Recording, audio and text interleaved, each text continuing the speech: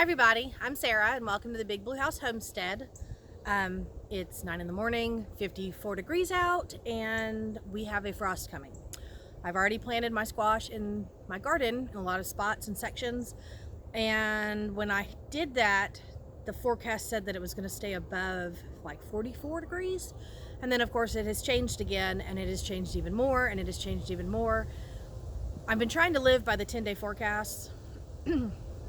It's just not working for me. I mean, I have to be honest, the weather keeps changing, it's constantly back and forth, and I don't know what to do except move forward the best that I can. So I'm going to try to cover my squash plants today, at least give them some sort of an opportunity to continue to grow. Now, I did put them in the ground knowing that we may have cold weather coming, not as cold as we're getting, because it's actually going to get down to like 36 degrees and then 32. That's not what it was supposed to be before. But I put the squash in as an experiment to see if they would make it through the cold nights. And unfortunately now it's dropped even more, and I went back and counted my seeds and I don't have enough to replant all of them. So I really need to cover the ones that I necessarily cannot lose. The Amish pie pumpkins, that's the last two seeds that I had. So if they die, then I have no pie pumpkins this year.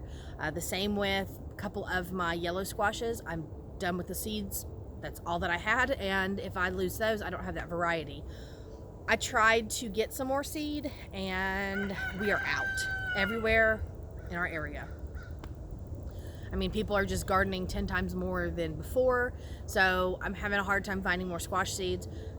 So the reality is I have to save what I have, and I have to do a little bit of work. All I'm gonna do is I got my trusty hammer, and I've got some stakes. Let me show you those. Okay, so I have these shorter ones. I used these when I was trying to cage around things, like peppers especially, because they don't get as tall as tomatoes. And then I have some that are a little bit longer, which were actually pallet boards. A couple years ago when I first started my garden, we split the pallet boards down, and I don't know if you can see that, but I drilled holes, and I used these stakes to do my tomatoes.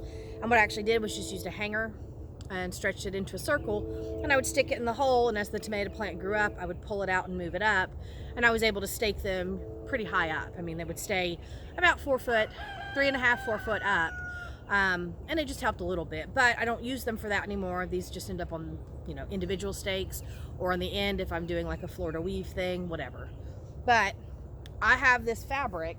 It's actually a freebie, and I have quite a bit of it. I mean, it's a big, massive roll. It's almost like a muslin. It's pretty sheer. And I had thought about using it as cheesecloth, but I don't know what it was used for before, and I don't know if I could wash it well enough. But I'm going to try to use that. So my whole concept is if I put the stakes in the ground and I kind of lay this fabric up tall, maybe the frost won't hit my plants.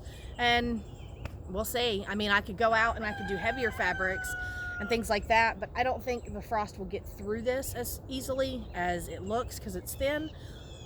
But it's all going to be an experiment, and I'll figure it out. So I'm going to start pounding all of these stakes in and getting this part started. But first of all, I want to show you, we finished the fence gates and they are beautiful. So I want to share that real quick. Okay, so this is the left side entrance of the garden. That's the gate that Brian built for me. Nice heavy duty hinges. It has a latch system so it can shut. Really nice gate. Compared to what I had before, this is beautiful, sturdy, and will last forever. And as we look down, you can see down here at the other side where the other gate is. And so I have a right entrance and a left entrance now, but he did an excellent job putting these together. Wasn't what I expected. I thought it would just be a quick throw together, but he actually took his time and built me a really nice gate. Now we did have a little downfall. If you open the latch up, you can see it sticks a little. Well, we had to actually shave down the inside because it was sticking inside the post and I couldn't get the doors open. And like I told him, I don't want to struggle with a tray of tomato plants or baskets full of produce. So we needed to fix that now before it became bad. But the width is wide enough for me to get my push mower in, because you can see I need to push mow again. With all the rain that we've had, definitely have to get this push mowed. But I have to keep the gate closed because Chi-Chi's out running in the yard. He gets to play today, and the other chicken that usually comes in here and scratches stuff up, she can't figure out how to get in, and neither can Chi-Chi, so I'm keeping the gates locked. But my squash has been pulling through. You can see it's gotten past its shock point. I actually wanted to show you these down here because these were really yellow. I'm not going to cover my potatoes. I think they'll be fine. If they get a little frost on them, they'll just pull themselves through. All of that growth is underground anyway that's necessary, so I don't have to worry about those. But check these guys out. These are my acorns, my acorn squash. And you can see the leaves are starting to turn green again. They were very yellow. This one's still a little yellow compared to the others. But see the difference? You can see that light leaf compared to the darker. And they're pulling through really nice. So I'm excited about that. I did have one back here in my 49ers. And it did not really pull through great. So I'm going to leave it for another day or two. Get these guys covered because this is the last of the seeds. So I only have 4 of that squash. And that's the Amish pie pumpkin. So I definitely have to get those covered. Other than that, the rest of them are looking great. And after I get all this staking done, if my hands can handle the cold, I'm going to go ahead and start laying down more of this soil. Because that way I can get the rest of this tilled. And we can get things going and started. Unfortunately, I'm seeing deer prints again. I didn't come out yesterday to look for deer. But I think they're jumping the fence. Check that out.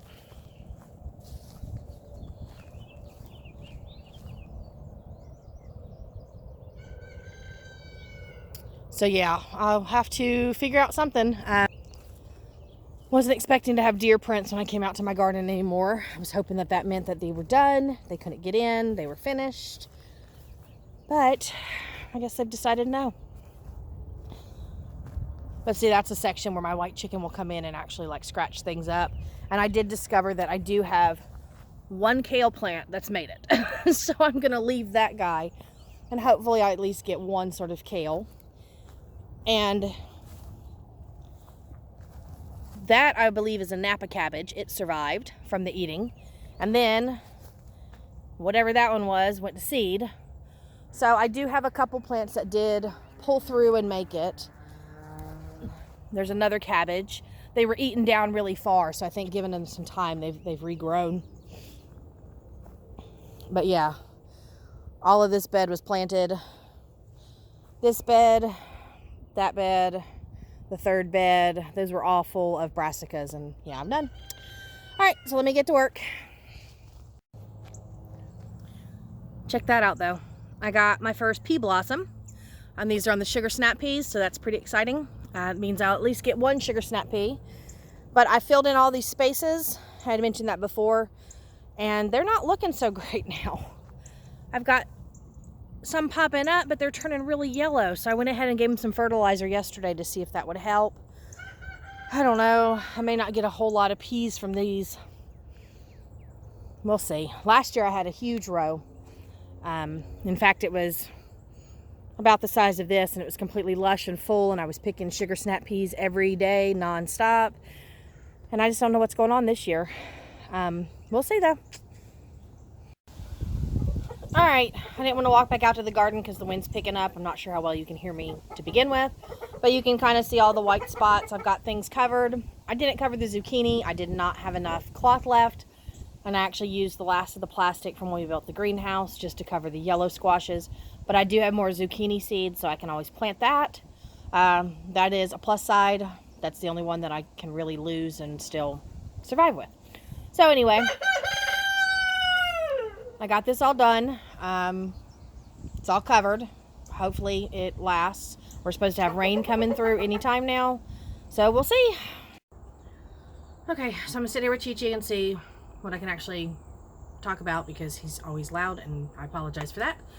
But anyway, we covered all the stuff out there, and we also covered the beans. But what I did with the beans is I have a tendency to save like plastic containers, cake containers, mushroom containers, cherry tomato containers, berry containers, things like that, all the little clear plastic ones and stuff. And instead of trying to cover all of the beans in just big rows, we actually went through and kind of greenhoused everyone that had sprouted. That should hold up. I have done that many times in the past. In fact, I In the winter, I can actually, in a lot of my raised beds, jeez, in the raised beds, because the soil stays warmer, in the winter I can actually plant like radishes and then put the lettuce containers over the top, and it greenhouses them, and I'll just push dirt around the sides to seal it. And when I do, it's a mini greenhouse and I can grow radishes in, 30-degree weather. So I do that a lot, but I just thought, since we have the frost, all the beans have sprouted and I didn't want to lose them, and some of them I don't have seed to go back and put more in. And I will tell you now, I'm kind of upset because my lima beans, which are like my main one that I'm looking forward to because I love lima beans, as they pull up out of the ground, the crows have been eating them. So I will have to reseed those, definitely. I'll give them about maybe a week total and see how many I actually get, and then I'll just fill in the space in between. But yeah, not too happy about birds this year. Lots and lots of bird destruction. No carrots, and I didn't get those put in yet. I'm gonna wait till after the freeze, and then I'll go ahead and reseed. But yeah, disaster after disaster because of these birds. So I'll deal with it. I'll figure it out. Maybe I need to go get more fake owls. I have some out around the garden, but maybe I need to get more and like put them in the carrot bed, like just set it in the middle so that they'll stay away. We'll see. But anyway, thank you guys for stopping by. Nothing major going on today, just a dreary, gloomy, frost-filled atmospheric day. So didn't have a whole lot to do except cover plants. I am keeping my greenhouse completely closed so that those plants survive, because it's like 50, I think right now it's 54 because the wind picked up and the rain's coming. It dropped down to like 54 or 53 around there. So I'm gonna keep it closed so that those plants survive the night, because if it stays, and there's a temperature it is now, it's only at 68 degrees, and I'm trying to keep it that way, and without any sun it's not going to warm up anymore. But I think those plants will be okay. I'll check them before I go to bed tonight, and if for some reason I feel like my tomatoes and stuff are struggling and looking a little sad because of the cold, I'll just have to do a middle of the night rescue and bring plants inside, which is never fun. But anyway, thank you guys for stopping by, and I will see you in the next video. Hope you guys have a good, safe weekend, and we'll see you then.